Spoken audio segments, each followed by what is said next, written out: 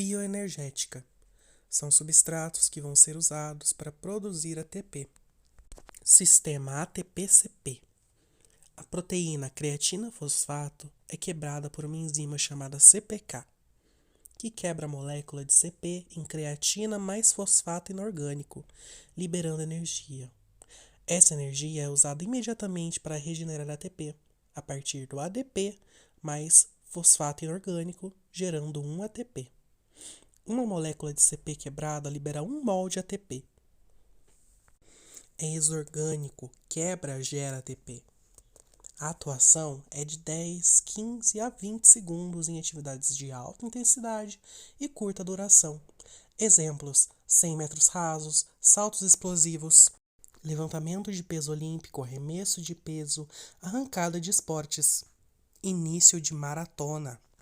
O sistema ATP-CP não usa nem O2, nem produz ácido lático.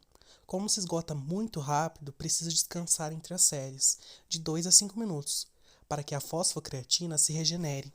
Esse é um sistema aeróbio alático. A glicose, C6H12O6, ela vem do alimento. É o único substrato que ultrapassa a barreira hematocefálica. O sistema nervoso ele usa para manter a atividade e homeostasia local. Conseguimos usar em 2 metabolismos diferentes, o metabolismo de alta intensidade e baixa intensidade.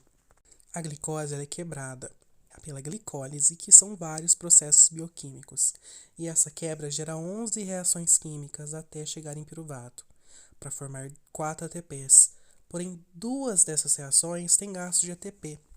Sendo assim, produzimos 4 ATPs, mas gastamos 2, tendo um saldo positivo de 2 ATPs, ou seja, produz 2 ATPs. Após chegar em piruvato, pode ter 2 caminhos. Pouco A2, onde o piruvato ele entende a hipoxemia e ele vira ácido lático no citoplasma. E o ácido lático vai para o sangue. Ele vai para o sangue por difusão, facilitada ou passiva. E lá ele recebe o nome de lactacidemia, que abaixa o pH. É a queimação muscular que sentimos. Esse ácido lático não pode ficar no sangue, pois abaixa muito o pH. Então ele pode ou ser tamponado pelo bicarbonato, ou ele pode ser usado pela gliconeogênese para formar glicose. Esse é o sistema glicolítico ou anaeróbio lático. Ele só usa glicose, não usa O2. E produz ácido lático. Esse metabolismo é usado para exercícios intensos, mas não tão curtos quanto o ATP-CP. Ele vai produzir 2 mols de ATP e tem um tempo de duração de 40 segundos. Exemplos: corrida de 400 metros ou 800 metros, séries de musculações de 8 a 12 repetições, subidas intensas de escadas ou ladeiras, 200 metros de natação. O outro caminho é quando tem muito O2. O piruvato ele vai chegar com ajuste bioquímico até acetil. Para o acetil entrar na mitocôndria, ele precisa do CoA, a coenzima A. Quando entra na mitocôndria, o CoA ele larga o acetil e volta para o citoplasma para fazer outras funções. Dentro da mitocôndria, o acetil se liga ao ácido oxalacético, formando o ácido cítrico, e esse vai ser o início do ciclo de Krebs. No ciclo de Krebs, ocorre a liberação de 2 CO2 respiratórios, um GTP que libera 2 ATPs. Vale lembrar que o ciclo de Krebs ele não produz ATP, mas produz o GTP, que quando quebrado gera 2 ATPs. E vai liberar 4H+, em 4 reações químicas diferentes. Tudo isso vai ocorrer na presença de uma molécula de H2O. Os 4H+ liberados, para não alterar o pH, vão ser tamponados.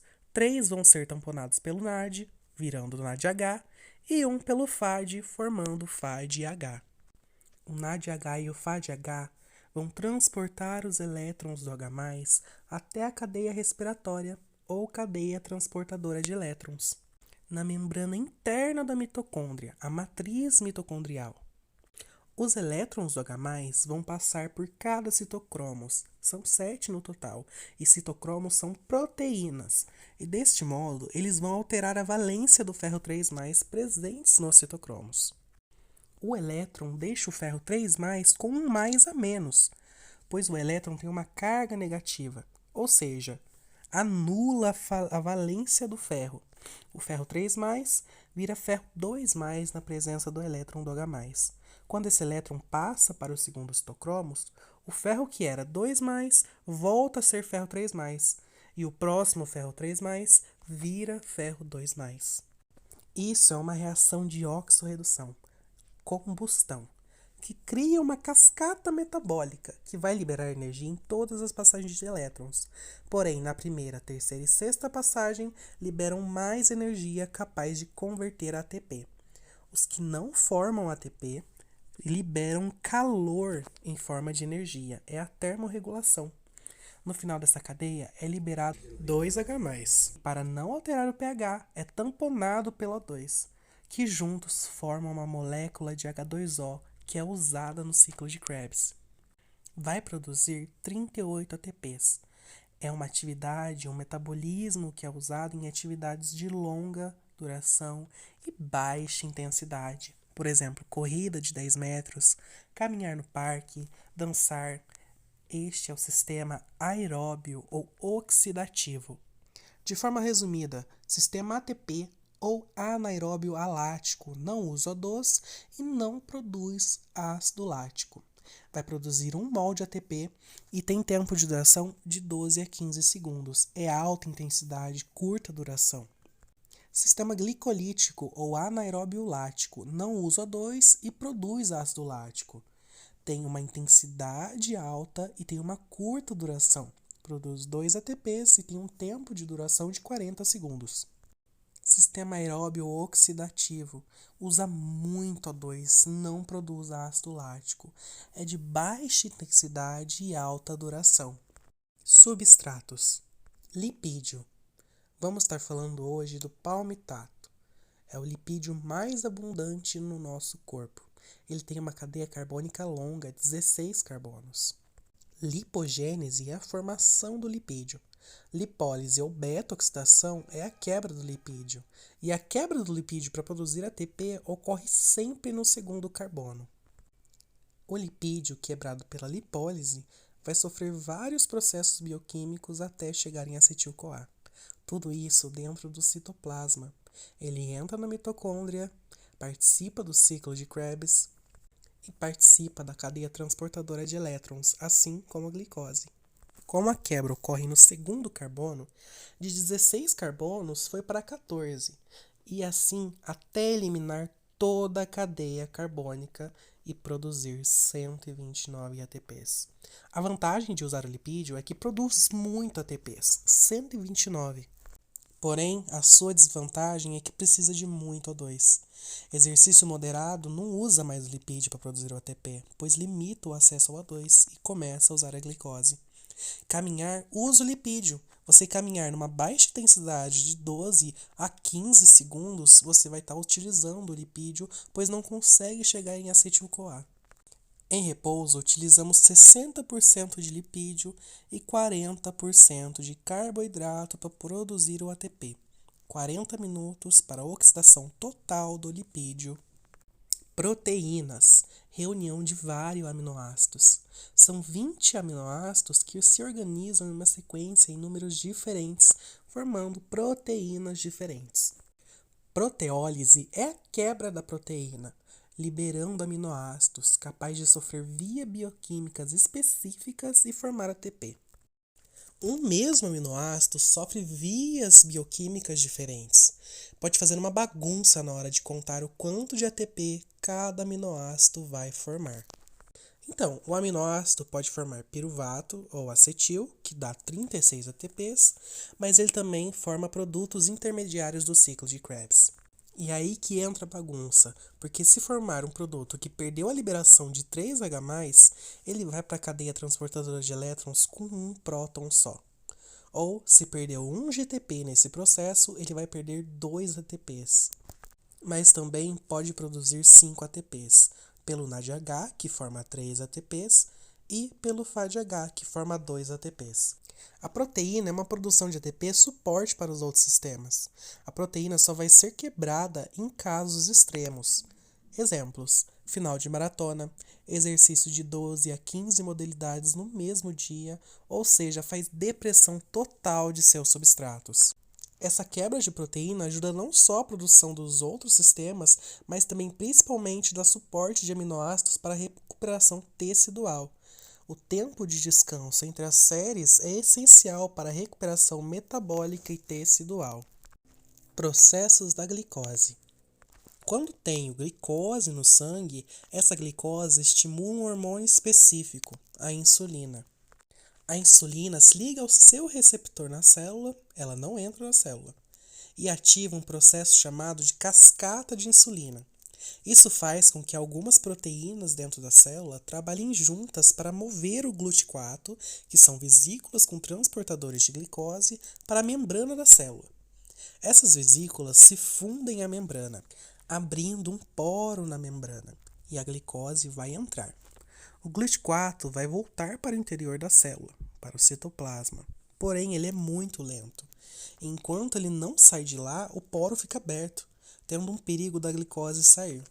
Para ela não sair da célula, imediatamente ela se liga a um fosfato no seu sexto carbono, virando glicose 6-fosfato. Esse processo gasta 1 ATP, que vai ficar com peso molecular maior e não vai sair da célula. A produção de insulina é proporcional à quantidade de glicose no sangue. Muita glicose se forma uma reunião de glicose 6P, chamada de glicogênio.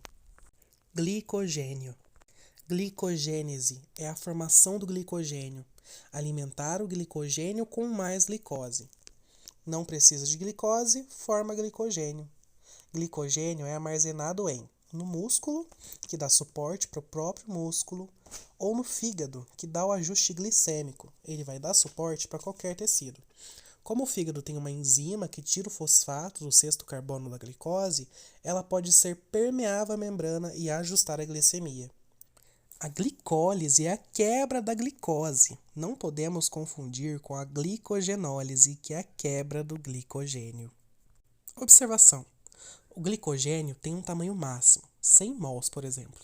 Caso você coma mais, colocando mais glicose dentro da célula, a glicose entende que não consegue mais alimentar o glicogênio e forma um lipídio. A glicose liberada pela glicogenólise do fígado consegue entrar na corrente sanguínea e dar suporte para qualquer tecido, inclusive no exercício físico, quando falta glicose em lugares específicos. A glicose 6-fosfatase, no fígado, tira o fosfato do sexto carbono da glicose. Caso contrário, a glicose 6-fosfato não sai da célula e não vai para a corrente sanguínea. Neoglicogênese ou gliconeogênese é a maior eliminação de ácido lático no exercício. É a formação de glicose a partir de estruturas que não são carboidratos, ou seja, tem vias bioquímicas que fazem lipídios, aminoácidos, produtos intermediários do ciclo de Krebs, principalmente o ácido lático, formar glicose. O problema é que gasta muita energia. Vai gastar 4 ATPs mais 2 GTPs para transformar ácido lático até glicose. Coração, rins, músculos esqueléticos inativos e principalmente o fígado produzem gliconeogênese. Maior remoção do ácido lático que acontece é pela gliconeogênese, que é produzido pelo metabolismo glicolítico. Enzima alostérica. A enzima alostérica é uma enzima inteligente que percebe a desorganização entre a taxa metabólica e a quantidade de ATP. Referências de normalidade. Se a taxa metabólica está baixa, o ATP tem que estar baixo. E quando a taxa metabólica está alta, o ATP também tem que estar alto. E isso é importante para as nossas vias bioquímicas. Exemplo. Se a taxa metabólica está baixa e tem muita disponibilidade de ATP, por exemplo, eu acabei de almoçar e deitei no sofá. A enzima PFK, a enzima da glicólise, ela vai se inibir e inibe a glicólise. Ela não quebra a glicose. E a glicose que sobrar é armazenada em glicogênio. Guarda substratos. Ou se a taxa metabólica está alta e tem pouca disponibilidade de ATP, a enzima fosforilase A é ativada, que é a enzima da glicogenólise. E quando ativada, estimula a quebra do glicogênio e libera glicose.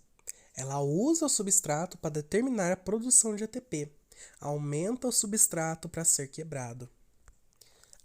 ATP, capacidade básica de realizar um trabalho por um determinado tempo. Sistema ATP-CP ou anaeróbio alático. Produz 1 ATP e tem tempo de duração de 12 a 15 segundos. Sistema glicolítico ou anaeróbio lático. Produz 2 ATPs e tem um tempo de duração de 40 segundos. Sistema oxidativo ou aeróbio. Usa lipídios, proteínas, carboidratos. A glicose produz 38 ATPs.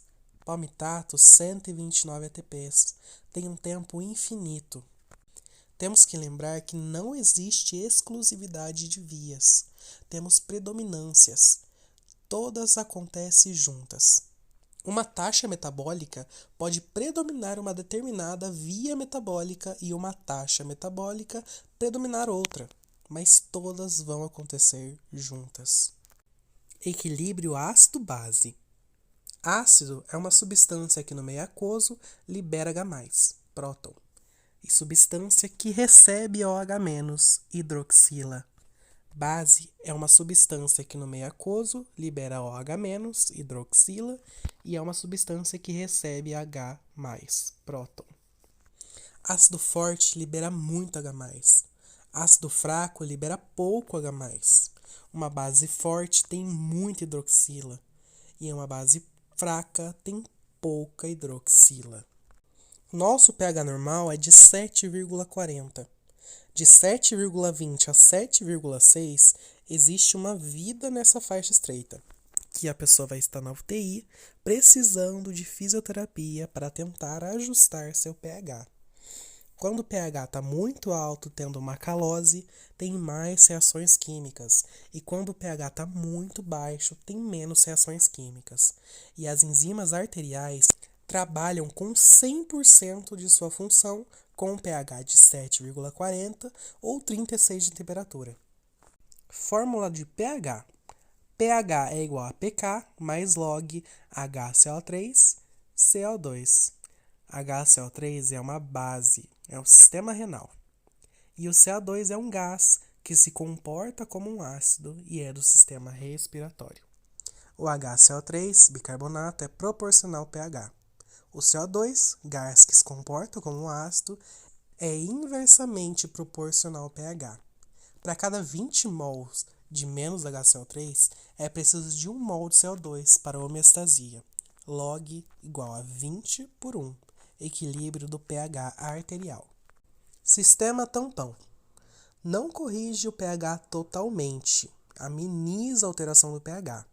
Fica uma alcalose ou uma acidose melhor. São ácidos e bases fracas que alteram pouco o pH, liberam pouco hidroxila e próton.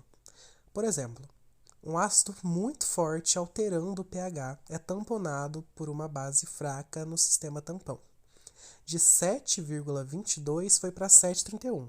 Está mais próximo de 7,40, mas não corrigiu o pH totalmente. Ou uma base forte alterando muito o pH.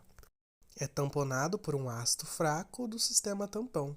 De 7,58 foi para 7,49. A vantagem é que acontece em segundos, tem uma ação imediata. E a desvantagem é que não faz correção total do pH.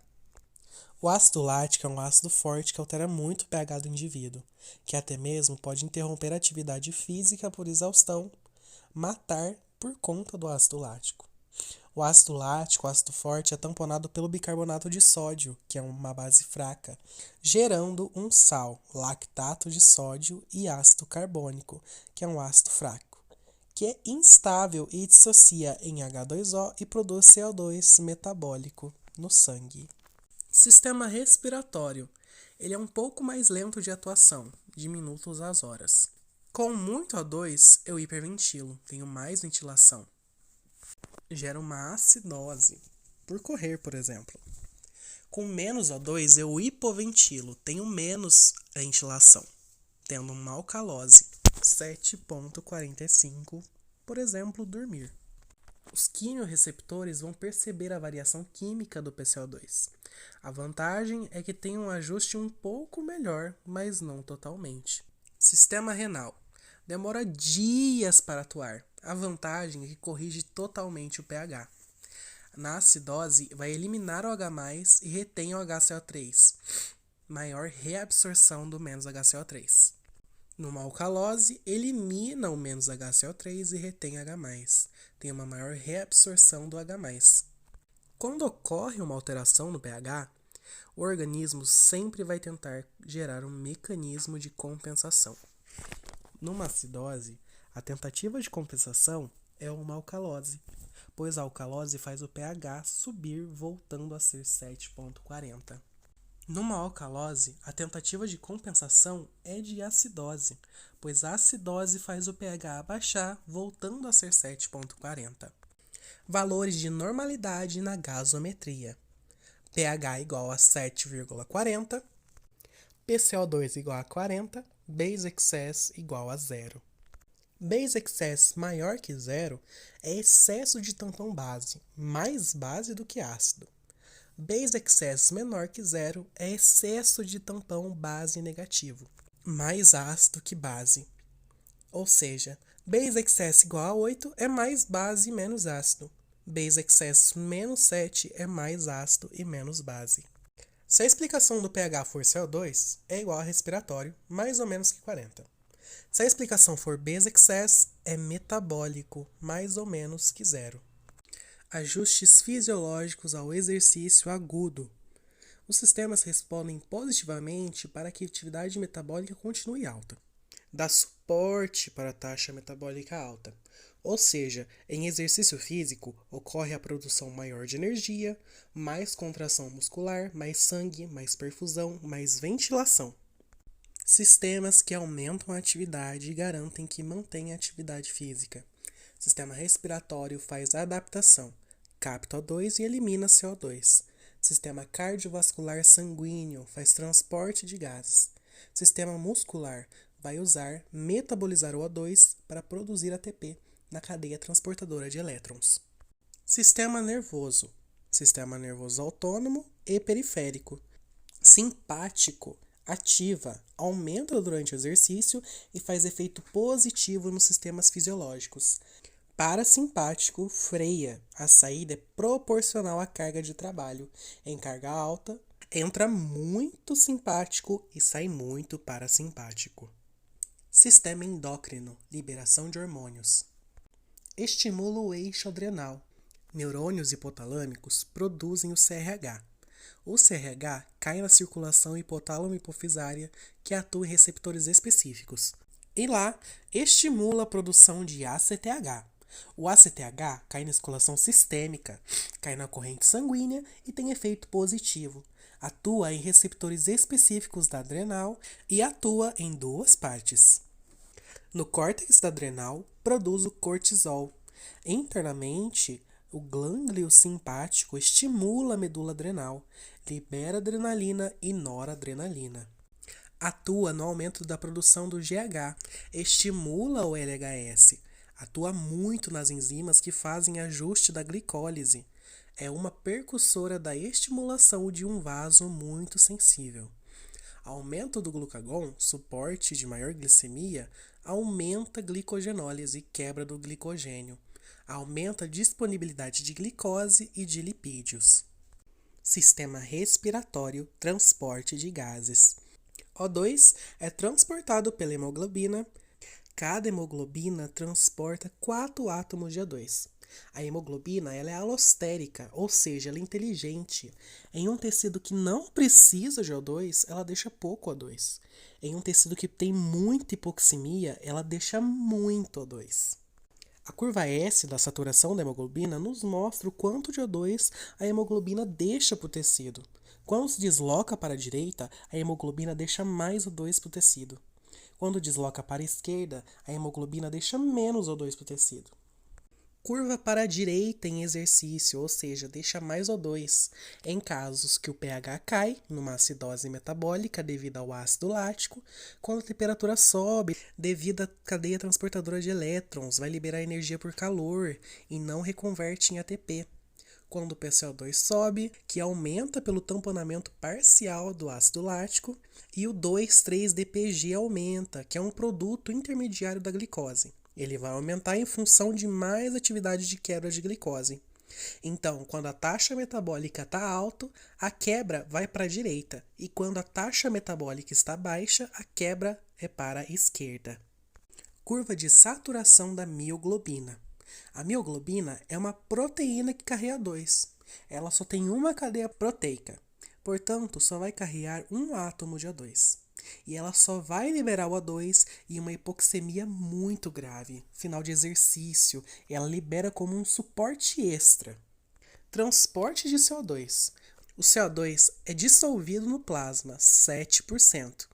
Ele se liga à parte proteica da hemoglobina, carbamina-hemoglobina, 23%. 70% vai reagir com a água, vai fazer uma ligação, ou seja, CO2 mais H2O, que vai formar o H2CO3, ácido carbônico, que é instável e se dissocia em H+, que vai ser transportado também pela parte proteica da hemoglobina, e HCO3-, que pode sofrer troca com o cloro, para manter o equilíbrio iônico, que é a entrada do cloro. Em atividade muito intensa, o CO, monóxido de carbono, não está programado para ser transportado, mas é. Ele se liga exatamente no mesmo sítio de ligação do O2 na hemoglobina. E por ser 300 vezes mais estável que o O2, a hemoglobina vai dar preferência para o monóxido de carbono.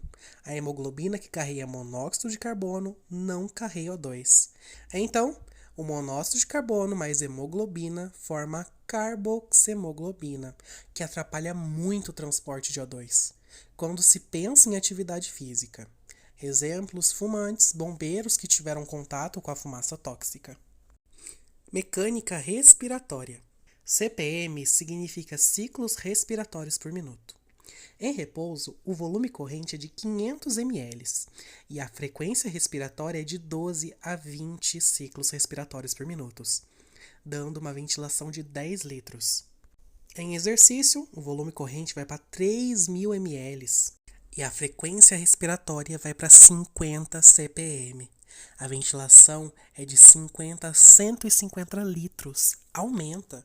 E é muito bom, pois dá suporte metabólico para aumentar a função dele em relação à quantidade de volume de ar, que vai fazer captar mais O2 e eliminar mais CO2. A entrada de ar no sistema respiratório segue a lei de Boyle, diferença por pressão. Para o ar entrar, eu crio uma pressão mais negativa intratorácica, com a contração do diafragma. Para aumentar o volume corrente, eu preciso de musculatura acessória. Deixa a pressão negativa ainda mais negativa para que o volume de ar seja maior. A musculatura acessória vai fazer com que abra mais a caixa torácica. Os músculos acessórios são diafragma, escalenos, serráteis e intercostais internos. Para o ar sair, eu tenho que criar uma pressão positiva expiratória. Em repouso, utilizamos o relaxamento do diafragma mais recolhimento elástico do pulmão. A musculatura respiratória de repouso, taxa metabólica basal. Em exercício é tudo igual ao repouso, mais musculatura acessória. Pressão negativa maior de inspiração e pressão positiva maior de expiração. Zonas de West. Na zona 1, a pressão alveolar é maior que a pressão arterial. O alvéolo super expandido colaba o vaso. Então temos mais ventilação, mas não temos difusão. Na zona 2, waterfall, tem fluxo intermitente. Na sístole é igual à zona 3 e na diástole é igual à zona 1. Na zona 3, a pressão arterial é maior que a pressão alveolar. Tem ventilação, tem perfusão e tem difusão. No shunt pulmonar, ou zona 4, 3% tem sangue no alvéolo, no lugar de ar. Por isso, nossa hemoglobina não satura 100% e fica nos 97% de hemoglobina saturada. Na zona 3, a pressão expiratória é de mais 4 para fazer que ela funcione. Espaço morfisiológico é o alvéolo que não funciona. Espaço morto anatômico. Região sem alvéolo. 150 ml de ar fica lá. Não muda em repouso nem exercício. Ou seja, 500 ml menos 150 ml em repouso. E 3.000 ml menos 150 ml em exercício. A pleura que fica em volta do pulmão, ela cria um vácuo dependendo da ação da gravidade.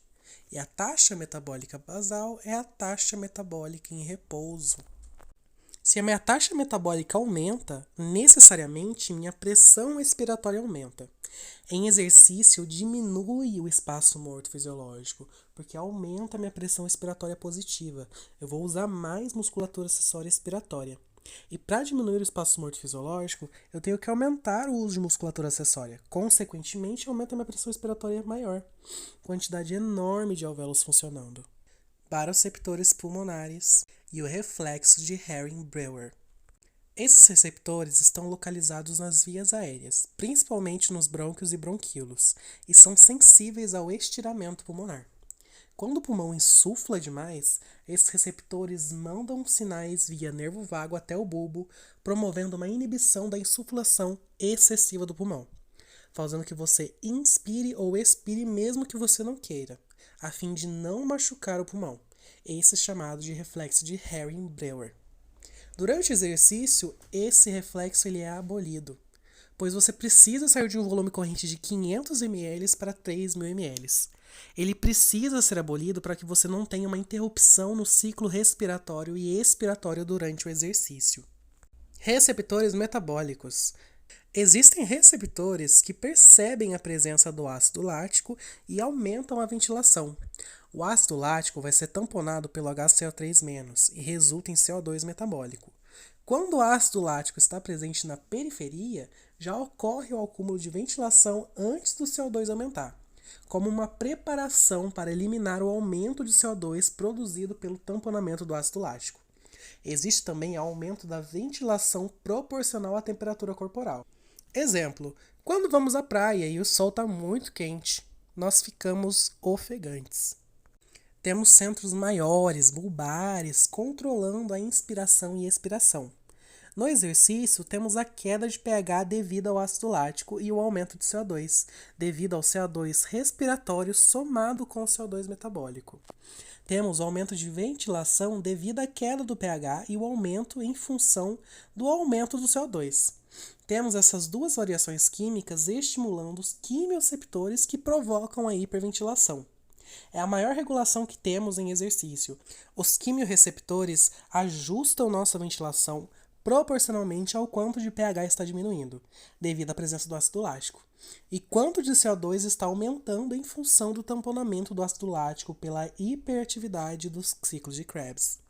Sistema cardiovascular sanguíneo. Vai transportar os gases O2 e CO2. Em repouso, temos um débito cardíaco em torno de 5 a 6 litros por minuto. Dependendo do produto do volume sistólico, em torno de 70 ml e a frequência cardíaca em torno de 80 bpm. Em exercício, o volume sistólico pode chegar a 150 ml e a frequência cardíaca pode chegar até 200 bpm. Débito cardíaco de no máximo 30 litros por minuto. Aumenta o débito cardíaco em repouso por no máximo 5 vezes. Isso no normal, não no cardiopata. Então, o débito cardíaco aumenta no máximo de 25 litros a 30 litros por minuto. O débito cardíaco aumenta devido à taxa metabólica alta, porque aumenta a demanda de mais fluxo sanguíneo. Por aumentar só 5 vezes, compromete a nossa capacidade de manter uma atividade física, nos limita. Em cima dos átrios tem as aurículas, que têm a capacidade de se expandir para que os átrios possam acomodar mais sangue do retorno venoso. O nó sinoatrial ele é estimulado e a despolarização que aumenta a frequência cardíaca. E como chega mais sangue por conta do acomodamento das aurículas, ocorre aumento da frequência cardíaca por reflexo de Brain Bridge. Distribuição do fluxo sanguíneo. No encéfalo, de 0,75 vai para 0,80. Não muda muito porque o encéfalo não faz vasoconstrição. A coronária, de 0,25 vai para 1, aumenta 4 vezes. No músculo esquelético, De 1,2 vai para 22. Dos 25 litros por minuto, 22 litros vão para os músculos esqueléticos no exercício máximo. A pele, de 0,50 vai para 0,6. Essa diminuição é porque ficamos muito pouco tempo no exercício máximo. Então, os músculos vão precisar de mais sangue e vai perder calor no exercício máximo e quando acaba, compensa o que deixa de perder no exercício máximo. E após o exercício máximo, ocorre a queda da pressão arterial. Então, por isso que alguns pacientes hipertensos podem ser tratados com o exercício máximo, pois após o exercício, a sua pressão irá cair. Sudorese em exercício para termorregulação. A ingestão de água é muito importante. Suar é perder calor. Porém, o consumo excessivo de água promove a diminuição de sódio, que altera a bomba de sódio e potássio, que não é nada bom. Propriedades de contração muscular. No sistema muscular, temos músculos esqueléticos e cardíacos que são estriados e o músculo liso que tem um estímulo completamente diferente. O músculo estriado é o que vai fazer contração a partir da despolarização. O único neurotransmissor do músculo estriado que chega na placa motora é a acetilcolina. Proteínas musculares contráteis, actina e miosina, fazem contração muscular a partir da aproximação das linhas Z. Gasta 2/3 de energia para fazer o filamento da miosina, puxar a actina e reengatilhar o processo neurático. Quebra de ATP para fazer esse processo. No relaxamento, gasta 1/3 da energia na bomba de cálcio, para ele voltar para o retículo sarcoplasmático. Para ter contração, o cálcio tem que se ligar no TNC, que inibe os sítios inibitórios, tirando a tropomiosina da frente do sítio ativo da actina e expõe os sítios ativos da actina. Tipos de fibras musculares, que são determinadas pela genética. Tipo 1, fibras vermelhas, contração lenta, aeróbias, oxidativas, muita mitocôndria, alta densidade capilar, resistente à fadiga. Fibras de baixa intensidade e longa duração. Fibras tipo 2A. Fibras brancas indiferenciadas, 2 tipos de enzimas, oxidativas e cloríticas, são usadas para treinamento físico. Elas podem se diferenciar tanto para 1 quanto para 2B.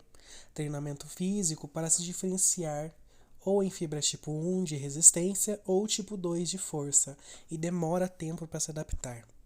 Fibras tipo 2B, fibras brancas, glicolíticas, anaeróbias, é uma fibra de força, não é resistente à fadiga, tem pouca densidade capilar, tem pouca mitocôndria. São para exercícios de alta intensidade, curta duração. Efeito trófico do sistema nervoso central. O sistema nervoso informa o que a fibra tem que fazer. A inervação cruzada é um motoneurônio inervando as fibras opostas. E a gente pode ver que, dependendo da demanda, as fibras se adaptam às fibras opostas. As duas fibras, tipo 1 e tipo 2B, recebem o mesmo neurotransmissor, acetilcolina. Porém, o impulso do potencial de ação são diferentes, e isso vai determinar como vai ser a característica da fibra muscular. A dor no exercício é comum, só precisamos determinar o que está promovendo a dor. Agudamente, pode ser o ácido lático, que vai competir com o cálcio no TNC, mudando a contração muscular. Tardiamente, o grande problema é a lesão.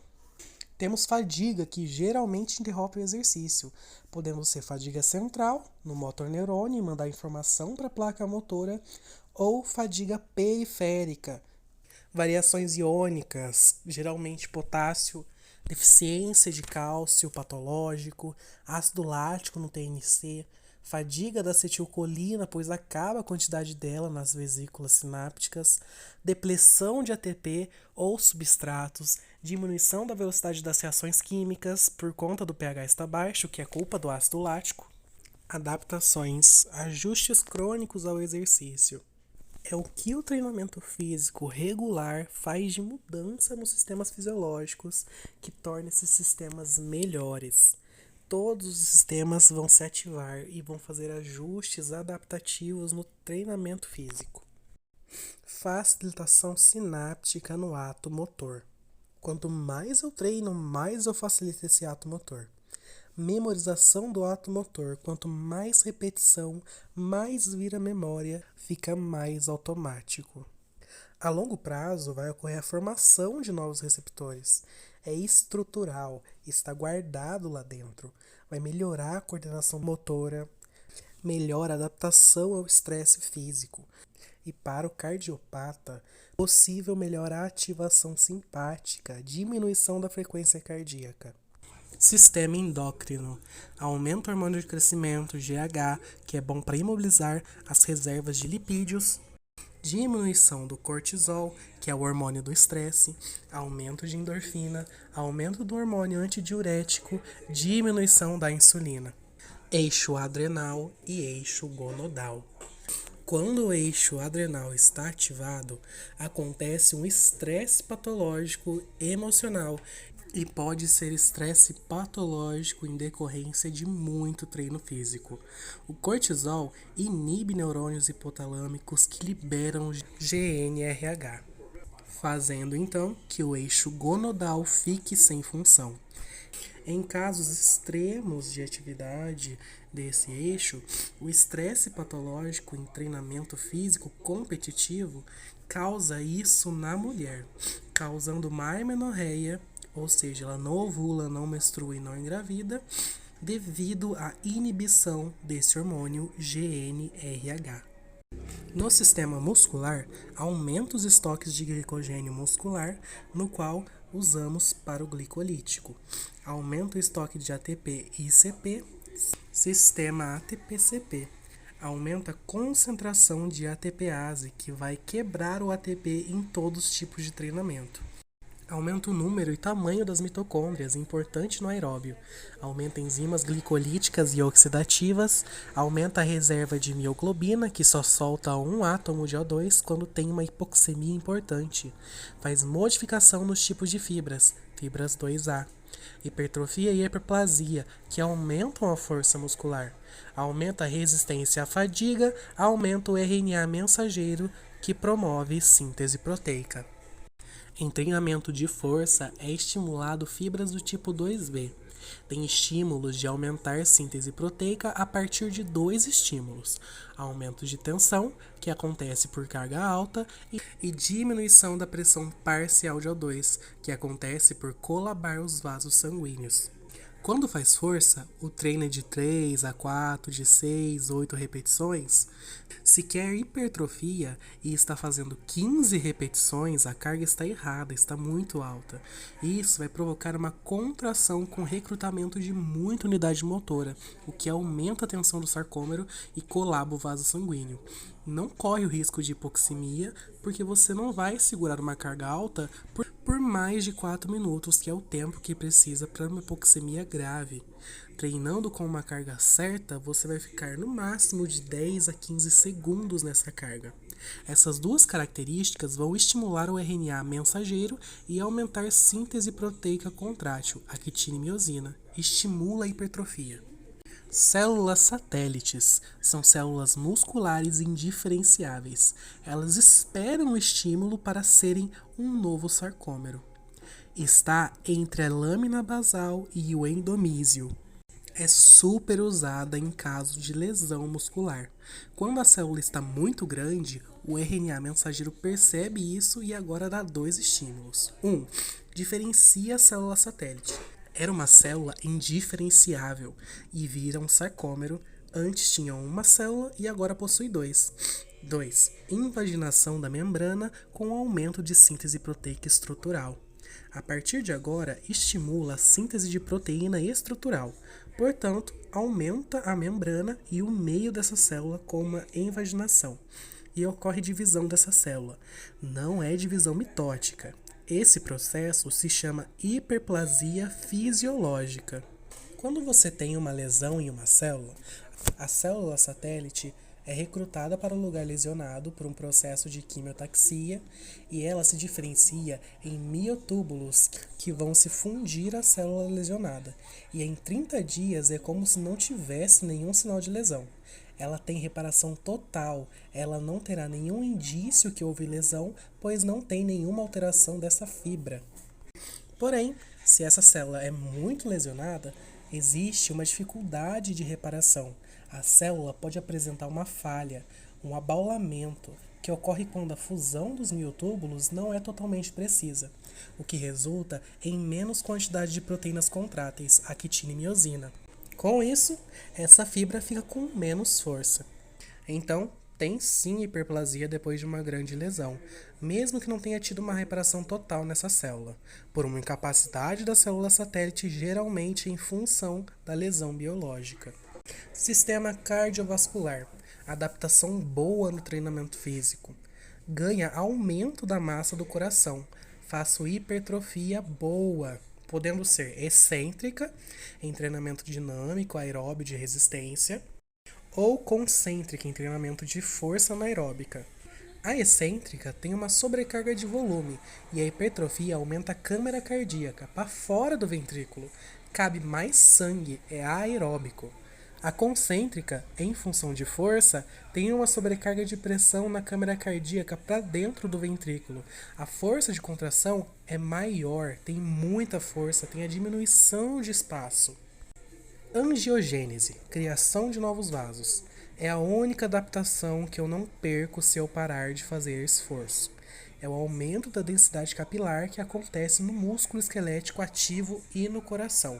Eu posso parar de treinar com 25 anos e voltar com 45. Os vasos que eu criei durante a minha adaptação ao exercício crônico por uma parte longa da minha vida, na hora que eu retomar meu exercício físico, meu esforço, esses vasos ainda vão continuar no meu corpo. Agora veremos como isso funciona na prática. Quando estamos em um exercício de alta intensidade e baixa duração, podemos utilizar o sistema glicolítico ou metabolismo anaeróbio lático, que é um complemento do sistema anaeróbio alático, que também pode atuar nesse caso de exercícios de alta intensidade. No entanto, sabemos que o exercício de alta intensidade, consequentemente, o metabolismo também está acima do normal. E com isso, a quantidade de oxigênio que está carregando no tecido é alta. Portanto, não o suficiente que o tecido necessita. Nesse parâmetro, como o oxigênio não está sendo suficiente em comparação à carga exigida no exercício, utilizamos o sistema glicolítico, na qual é utilizado o substrato glicose, que vai ser quebrada pelo processo de glicólise, tornando-se piruvato. Nesse processo da glicose ocorreram 11 reações químicas, portanto 4 delas produziram ATP. E dessas 4, 2 necessitam de energia. Então logo concluímos que temos um saldo positivo de 2 ATPs.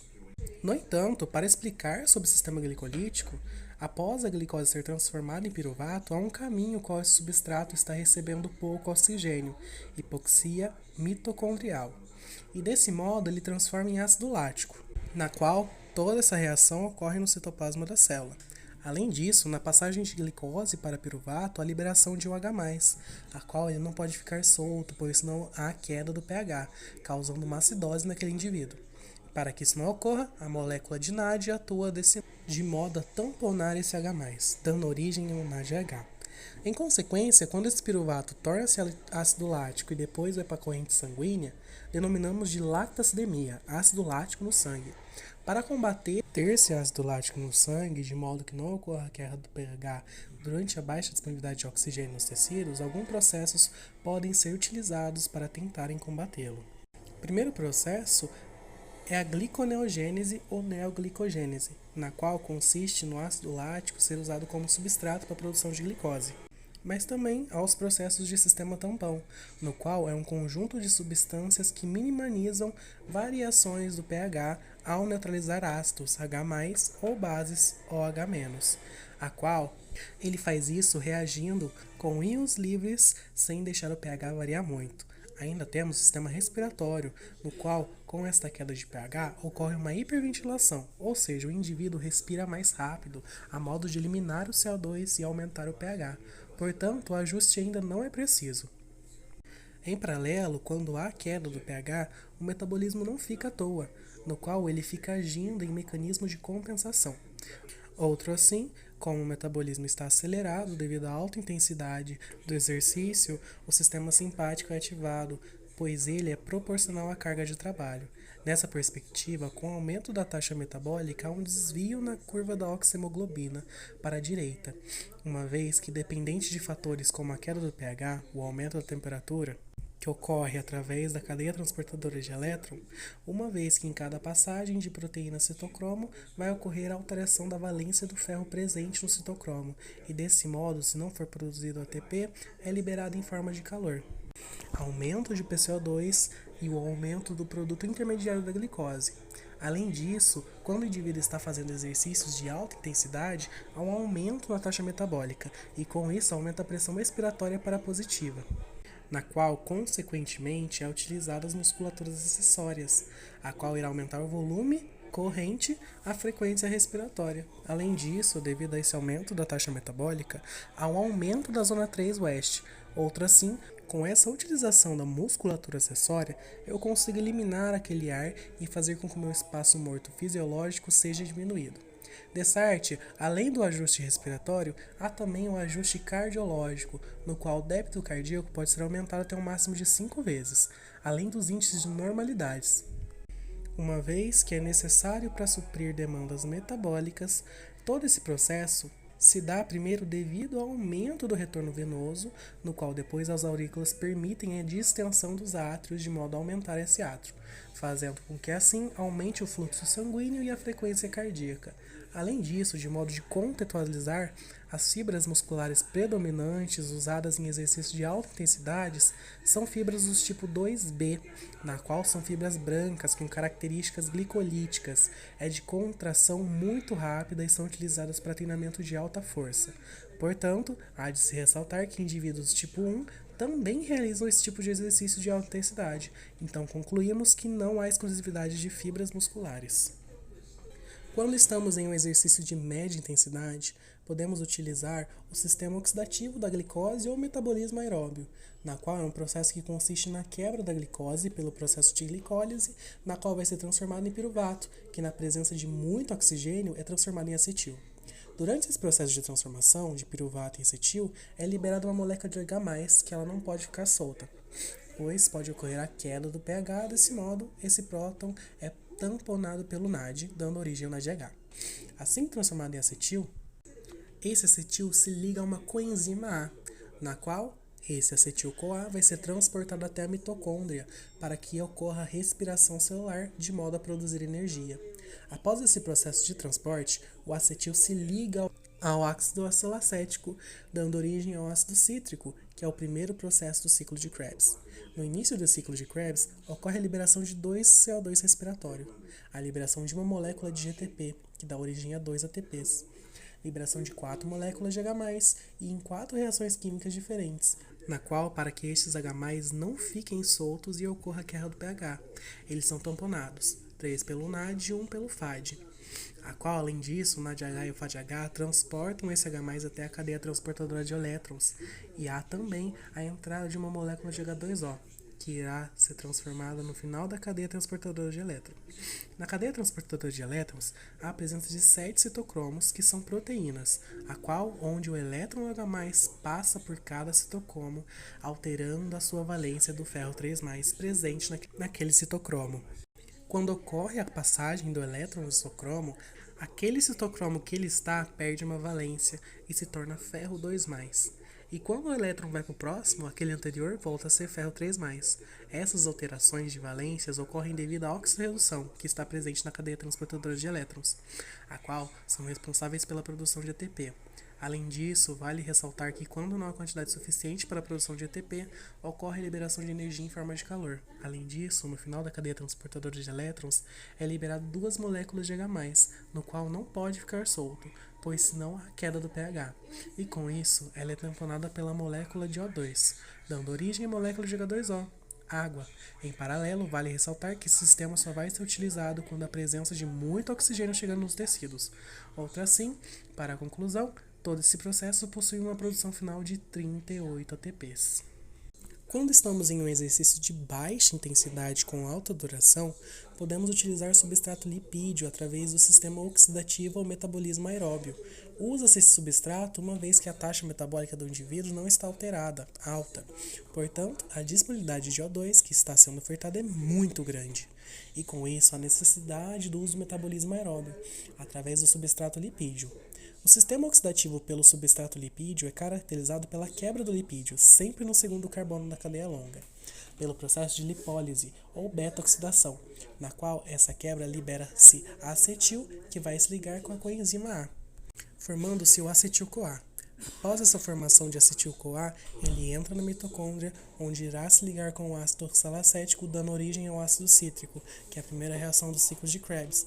No início do ciclo de Krebs, ocorre a liberação de duas moléculas de CO2 respiratório, uma molécula de GTP, que dá origem a duas moléculas de ATP, 4 moléculas de H+, que vão ser tamponadas, 3 pelo NAD, 1 pelo FAD, de modo que ela não fique solta e ocorra a queda do pH, além da presença da molécula de água. Além disso, o NADH e o FADH são responsáveis por transportar o H+ até a cadeia transportadora de elétrons, onde ocorre a passagem desse elétron em cada citocromo dessa cadeia.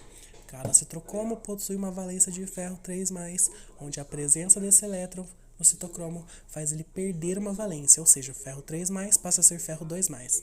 Portanto, quando ele vai para o próximo citocromo, o anterior volta a sua valência ao normal, ou seja, retorna a ser ferro 3+. Nesse sentido, a cadeia transportadora de elétron ocorre reações de óxido-redução, uma vez que é liberada energia e, portanto, não há valor suficiente para a produção de ATP. É liberado em forma de calor. Além disso, no final dessa cadeia transportadora de elétrons, é liberado duas moléculas de H+, na qual, como mencionado anteriormente, não pode ficar à solta devido ao risco da queda de pH. E para isso, uma molécula de O2 se junta a ela, dando origem ao H2O. Vale ressaltar que esse processo aeróbio é muito vantajoso para a produção de ATP, quando há muita disponibilidade de oxigênio nos tecidos, fazendo com que se forme muito ATP, como no caso do lipídio, que a produção é de 129 ATPs.